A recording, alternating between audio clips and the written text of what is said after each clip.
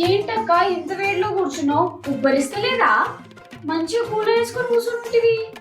ఊరికే power save చేద్దామని.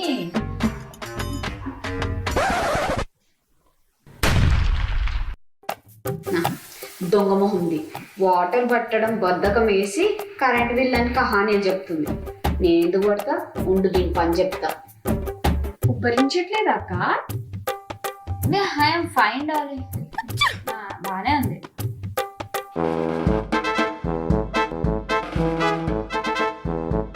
Cooler కావాలా నీకు?